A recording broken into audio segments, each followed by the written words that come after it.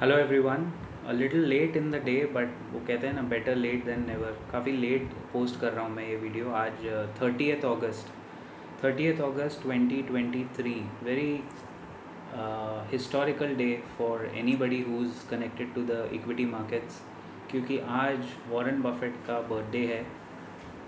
93rd birthday, 94 years running, 93 complete is Warren Buffett. I think ये video पूरा dedicated है Buffett साहब को। मैं जितने टाइम से I started learning about investing, जितनी मैंने बुक्स पढ़ी होंगी, what Ramdev Agrawal says is actually right कि the best kind of wisdom in investing, what even somebody like me who is been 2 decades से सिर्फ ट्रैकिंग कर रहे हैं हम लोग, सबसे ज़्यादा विजडम अगर हमें मिला है तो वो बफेट के बुक्स, बफेट के बहुत बुक्स है वॉरेन बफेट की। But more than the books, even if you listen to the man, even if you have a chance to look at his interviews, अगर आप उनका थॉट प्रोसेस समझे, valuations कैसे उन्होंने उस ज़माने में इंश्योरेंस कंपनीज पकड़ी थी। Insurance was a major part of his portfolio for most of his time, and if you look at it, he started investing very early. So Buffett started investing when he was 11 बोलते हैं, but practically he must be 16 या 18, and अभी तक उनका long term, मतलब इतना long term है कि अभी तक वो काफ़ी इन्वेस्टमेंट्स लेके बैठे हैं। So from, even if I take from the age of 30, he must have invested big amounts. So 30 से लेके 60-61 तक तो वो मिलियंस में और कपल ऑफ बिलियन डॉलर्स में बातें होती थी, 1 बिलियन, 2 बिलियन, 3 बिलियन। जो रियल कंपाउंडिंग बफेट ने हमको दिखाया वो 50-60 साल का कंपाउंडिंग है। That's a 60 year compounding guys. वो कंपाउंडिंग, आप उसकी सारी wealth, the man has made most of his wealth between 61 to 93। कैसे? कुछ एक्स्ट्रा नहीं किया उसने, ही has just held on to his investments. जैसे इंडिया में आप अपनी प्रॉपर्टी नहीं छोड़ते, अपना गोल्ड नहीं बेचते, वही लॉजिक, वही सेम लॉजिक बफेट ने स्टॉक्स में लगाया। He didn't sell anything, never indulged in futures and options, no derivatives. अंदर शायद वो लोग करते होंगे, इंडिया में तो लोग करते हैं, हेजिंग करते हैं, लॉन्ग करते हैं, शॉर्ट करते हैं, बहुत चीज़ें करते हैं। लेकिन बफेट की कहानी यहाँ रुकती नहीं है। Buffett is a great value investor, we all know that. उसमें बहुत सारी उनकी जो बुक्स है, आई थिंक जो मिस्टर रामदेव अग्रवाल का मैं फिर नाम लूँगा, जो उन्होंने बोला था, मैंने बहुत साल से उनकी जो बातें सुन रहा हूँ कि बफेट के जो एनुअल लेटर्स होते हैं, annual letters to the shareholders of Berkshire Hathaway में जो उनकी AGM होती है, उस that AGM is like a big event, you know. And उस इवेंट में दुनिया भर से बर्कशायर हैथवे के इन्वेस्टर्स आते हैं अटेंड करने। So every year Buffett publishes his letters to the shareholders. तो वो 1965 से लेके अभी 2023 तक का वो पूरा फाइनेंशियल लिटरेचर है, गूगल पे अवेलेबल है, बहुत सारे और बुक्स में भी अवेलेबल है। If you just read that you will understand कि वैल्यू इन्वेस्टिंग में सबसे इम्पॉर्टेंट चीज़ है जल्दी पकड़ना, स्टॉक के साथ चिपके रहना, in the bad time, good times में नहीं, बुरे वक्त में। क्योंकि अच्छे वक्त में तो हर कोई शाना होता है ना। In a bull market everybody is a great investor या ग्रेट ट्रेडर। लेकिन जब चीज़ें आपके विपरीत चल रही होती है तो उस स्टॉक को पहचानना, दैट इसका रियल वैल्यू, इंट्रिंसिक वैल्यू कितना है, रेशियोज़ इसके कितने सही बैठ रहे हैं, इंडस्ट्री सेक्टर रोटेशन में ये टिकेगा या नहीं, या पिट जाएगा। इन इंडियन कॉन्टेक्स्ट ये काम करना मेरे हिसाब से अभी न्यू इन्वेस्टर्स के लिए ज़्यादा मुश्किल है, बिकॉज न्यू इन्वेस्टर्स को सब कुछ एकदम ऐसे कॉफ़ी, इंस्टेंट कॉफ़ी की तरह अभी चाहिए। आज मैंने स्टॉक, नए इन्वेस्टर हमारे आज एंट्री लेंगे, कल से देखेंगे अरे 500 रुपया बढ़ा, वेरी गुड, 5000 बढ़ा, वेरी गुड। जैसे ही 20,000 रुपया नीचे गिरेगा, अरे यार थोड़ा बाद में ले लेता। भाई ऐसे नहीं होता है वैल्यू इन्वेस्टिंग। आप क्या समझे अभी इतना समझाने के बाद भी? अगर आप ऐसे रिएक्ट कर रहे हो then you should just stay away from it. खैर, बफेट की कहानी यहाँ ख़त्म नहीं होती। Buffett had and has a great guy, उसका राइट हैंड जो है वो है चार्ली मंगर। चार्ली मंगर 2024 में, अगले साल चार्ली मंगर का बर्थडे है, वो डेट आप देख लेना exact, but he is 1924 born. 2024 में चार्ली मंगर 100 साल का हो जाएगा।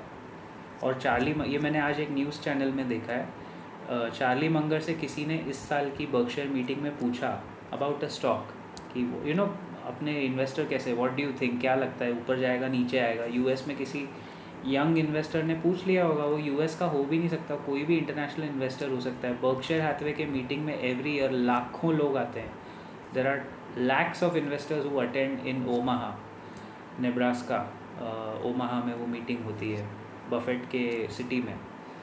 तो somebody asked Charlie Munger stock के बारे में, what he answered, मैंने वो क्लिप देखा है आज।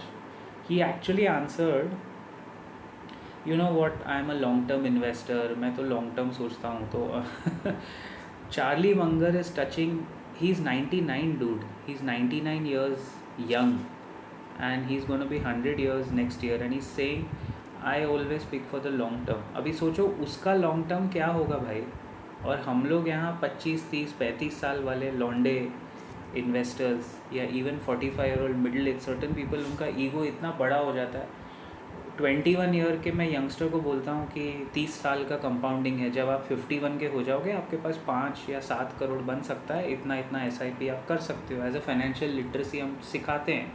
तो वो 21 वाला यंगस्टर मुझे ऐसे देख रहा है और मुझे देख के बोलता है, सर आर यू सीरियस, किसने देखा है 30 साल के बाद क्या होगा, 51 का मैं होऊंगा आप बोल रहे हो।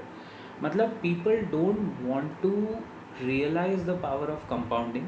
फिर वो दूसरों की स्टोरी सुनेंगे, फिर उसमें फोमो भी मनाना है, रोना भी है, और फिर बफेट की कहानियाँ भी गानी है उनको। लेकिन जब उनको वो मौका दिया जा रहा है, because you are very young, so ideally it takes 30 years, 30 साल लगेंगे अगर आपको बफेट जितना कंपाउंडिंग करना है। तो भाई बफेट का तो 60 ईयर का कंपाउंडिंग है, आप कम से कम उसका आधा तो कर लो। बफेट का नेटवर्थ 3 या 4 बिलियन डॉलर्स होगा when he was 61 in age. वो भी बहुत पैसा है उसके लिए उस वक्त। Today he is 93, his net worth is approximately 133 billion dollars. ये फ़र्क है 30 साल की कंपाउंडिंग का, जो 3 बिलियन डॉलर को 133 बना सकता है। तो आप खुद फैसला करो। आप इस बाज़ार में आए हो। विजय केडिया साहब ने एक बहुत अच्छा एग्जाम्पल एक इंटरव्यू में दिया था। मैं वही एग्जाम्पल के साथ बफेट, रामदेव अग्रवाल, केडिया, तीन महापुरुषों की बात से विजडम लेके आपको I leave you with that कि Vijay Kedia says if you are taking a flight and you're going from Delhi to Bombay, yeah, Bombay to Bangalore, whatever, you have to get down at Bangalore. So that's kind of a short term trade. अगर आप बैंगलोर से निकले, you are taking a long flight, a medium flight, you are going to Paris, तो that's a medium term trade.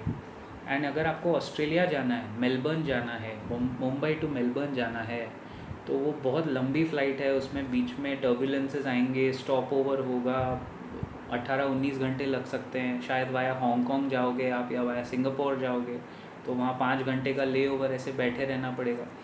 तो आपको decide करना है कि यू आर अ ट्रेडर और एन इन्वेस्टर। आपका विजन कितना है, आपको ऑस्ट्रेलिया जाना है या दिल्ली जाना है या पेरिस जाना है।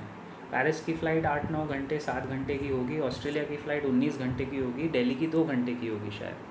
तो बेस्ड ऑन दैट माइंडसेट, अगर आप ऑस्ट्रेलिया जा रहे हो तो आप फ्लाइट में जब बैठते हो you are very relax, because mentally you know कि ये लंबा गेम है, लॉन्ग टर्म इन्वेस्टर। अगर आप दिल्ली जा रहे हो 2 घंटे की फ़्लाइट में, तो 15-20 मिनट के बाद उठ के आप बोलोगे अरे जल्दी आ जाए दिल्ली, परेशान हो रही है, आप कॉफ़ी मंगाओगे या चाय मंगाओगे। और अगर आप पेरिस में हो तो अगेन 9 घंटे हैं पेरिस की फ़्लाइट, 8-9 घंटे जो भी टाइम लगेगा मीडियम। सो उसमें आप देखोगे कि उसमें भी यू आर मेंटली रिलैक्स। 3-4 घंटे बाद आपको इचिंग और परेशानी शुरू होगी शायद।